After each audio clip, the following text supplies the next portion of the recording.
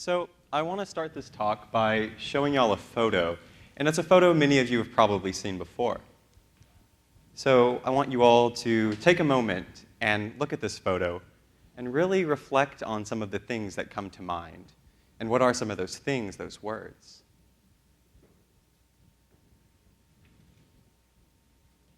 Now, I'm going to ask you all to look at me.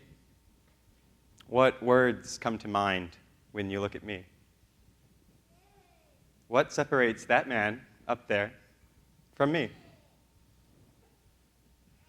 The man in that photo is named David Kirby, and it was taken in 1990 as he was dying from AIDS-related illness, and it was subsequently published in Life magazine. The only real thing separating me from Kirby is about 30 years of medical advancements in the way that we treat HIV and AIDS. So what I want to ask next is this. If we have made such exponential progress in combating HIV, why haven't our perceptions of those with the virus evolved alongside? Why does HIV elicit this reaction from us when it's so easily managed? When did the stigmatization even occur, and why hasn't it subsided? And these are not easy questions to answer. They're the congealing of so many different factors and ideas. Powerful images like this one of Kirby, these were the faces of the AIDS crisis in the 80s and 90s. And at the time, the crisis had a very obvious impact on an already stigmatized group of people, and that was gay men. So what the general straight public saw was this very awful thing happening to a group of people who were already on the fringes of society. The media at the time began to use the two almost interchangeably, gay and AIDS. And at the 1984 Republican National Convention, one of the speakers joked that gay stood for, "Got AIDS yet?" And that was the mindset of the time. But as we started to understand the virus more and how it was transmitted, we realized that that risk had increased its territory. The highly profiled case of Ryan White in 1985, he was a 13-year-old hemophiliac who had contracted HIV from a contaminated blood treatment. And this marked the most profound shift in America's perception of HIV. No longer was it restricted to these dark corners of society, to queers and drug users, but now it was affecting people that society deemed worthy of their empathy, to children. But that permeating fear and that perception, it still lingers. And I want to show of hands for these next few questions. How many of you in here were aware that with treatment, those with HIV not only fend off AIDS completely, but they live full and normal lives? Y'all are educated.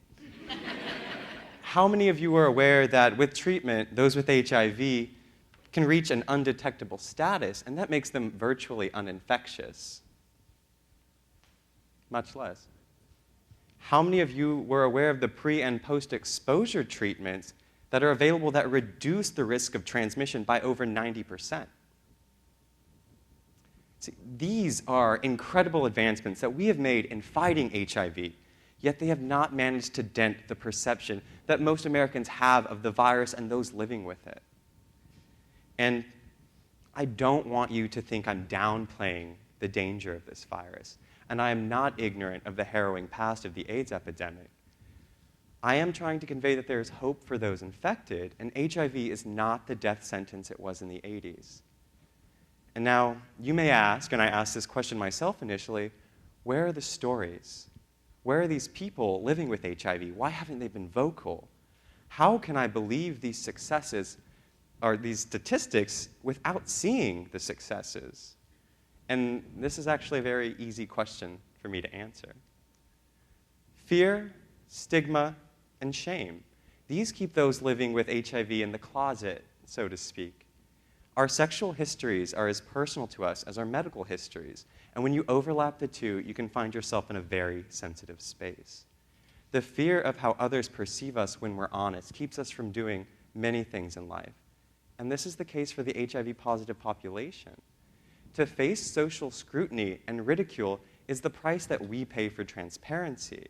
And why become a martyr when you can effectively pass as someone without HIV? After all, there are no physical indications you have the virus. There's no sign that you wear. There is safety in assimilation, and there is safety in invisibility.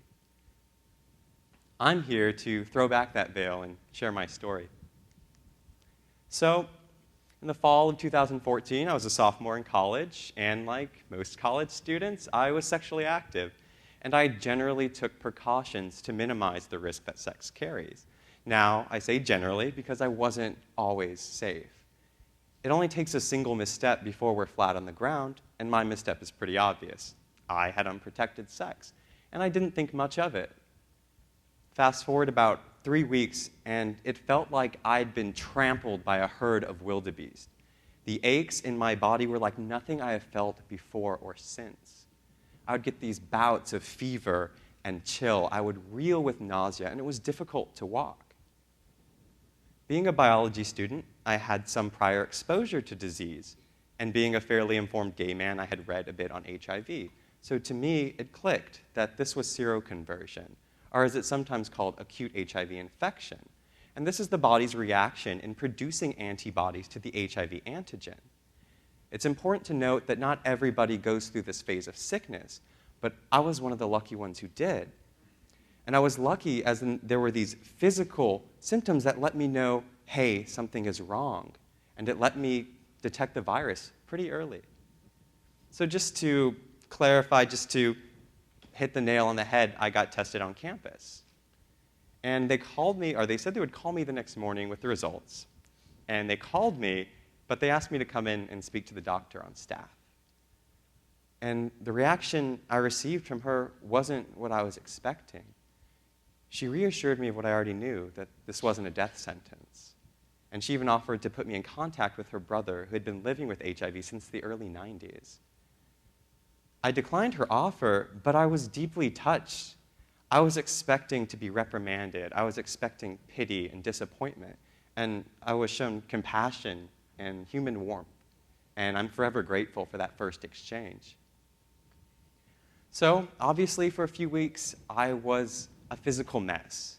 Emotionally, mentally, I was doing okay. I was taking it well.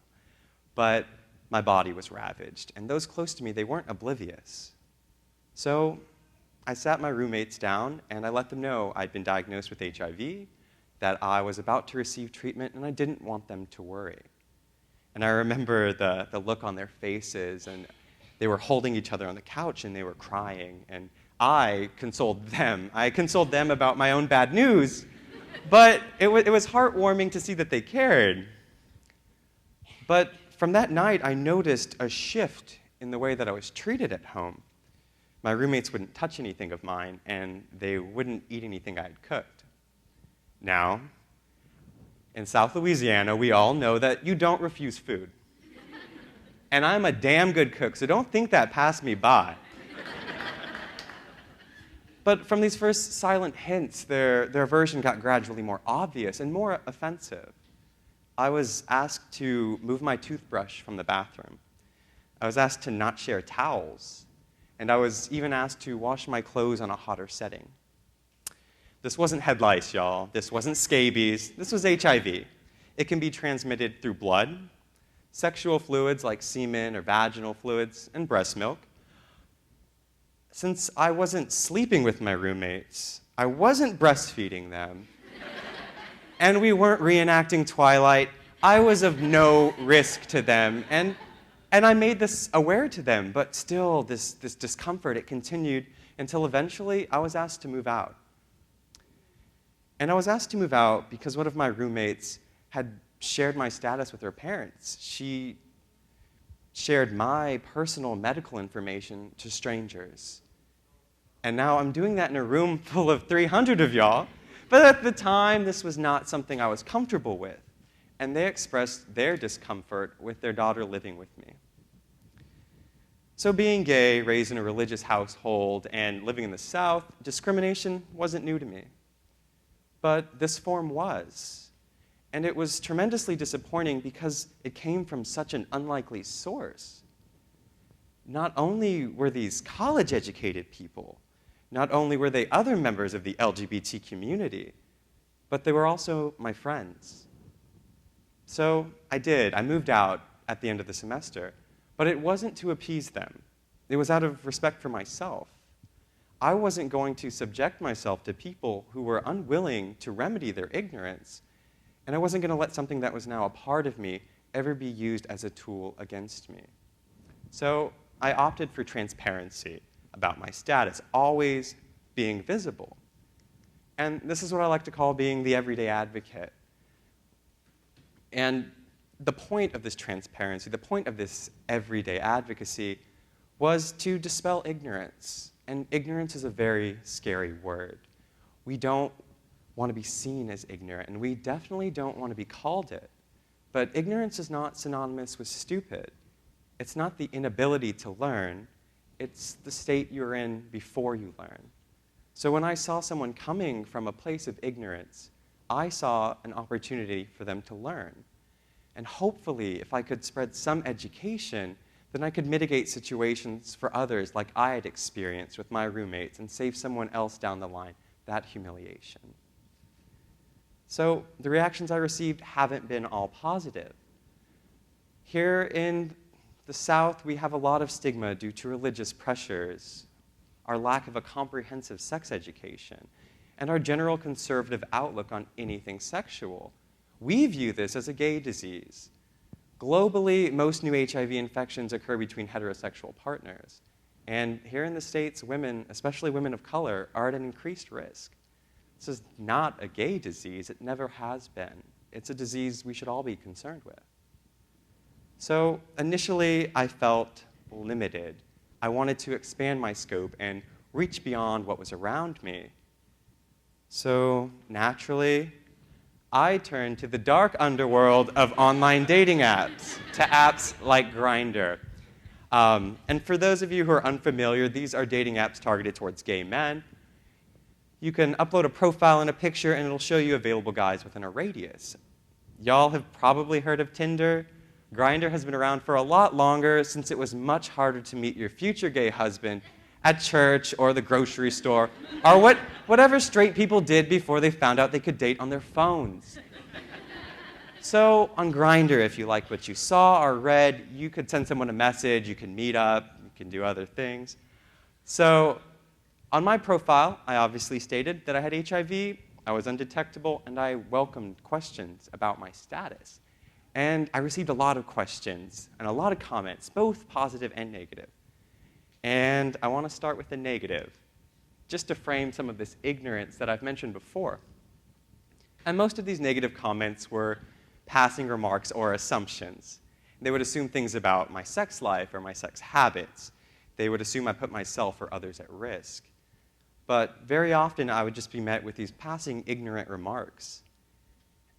In the gay community, it's common to hear the word clean when you're referring to someone who's HIV negative. Of course, the flip side to that is being unclean or dirty when you do have HIV. Now, I'm not sensitive, and I'm only truly dirty after a day in the field, but this is damaging language. This is a community-driven stigma that keeps many gay men from disclosing their status, and it keeps those newly diagnosed from seeking support within their own community. And I find that truly distressing. But thankfully, the positive responses have been a lot more numerous, and they came from guys who were curious. And they were curious about the risks of transmission, or what exactly undetectable meant, or where they could get tested, or some guys would ask me about my experiences, and I could share my story with them. But most importantly, I would get approached by guys who were newly diagnosed with HIV, and they were scared, and they were alone, and they didn't know what step to take next. They didn't want to tell their family, they didn't want to tell their friends, and they felt damaged, and they felt dirty. And I did whatever I could to immediately calm them, and then I would put them in contact with Acadiana Cares, which is a wonderful resource we have in our community for those with HIV. And I put them in contact with people I knew personally so that they could not only have this safe space to feel human again, but so they could also have the resources they needed in affording their treatment. And this was by far the most humbling aspect of my transparency, that I could have some positive impact on those who were suffering like I did, that I could help those who were in the dark. Because I had been there, and it wasn't a good place to be. These guys came from all different backgrounds, and many of them weren't as informed as I had been, and they were coming to me from a place of fear. Some of these people I knew personally, or they knew of me, but many more, they were anonymous. They were these blank profiles who were too afraid to show their faces after what they had told me. And on the topic of transparency, I want to leave y'all with a few thoughts. I found that with whatever risk or gamble I took in putting my face out there, it was well worth any negative comment, any flack I received, because I felt I was able to make this real and this tangible impact. And it showed me that our efforts resound, that we can alter the lives that we encounter for the good, and they in turn can take that momentum and push it even further. And if any of you or anyone you know is dealing with HIV, or if you want to see what resources you have in your community, or just educate yourself more on the disease, here are some wonderful national sites that you can access, and you are more than welcome to find me after this talk and ask me anything you'd like. We've all heard the phrase, to see the forest through the trees. So I implore all of you here to really see the human through the disease. It's a very easy thing to see numbers and statistics and only see the perceived dangers. It's a much harder thing to see all the faces behind those numbers. So when you find yourself thinking those things, those words, what you might have thought looking at David Kirby, I ask you instead, think son, or think brother, think friend, and most importantly, think human. Seek education when faced with ignorance, and always be mindful, and always be compassionate. Thank you.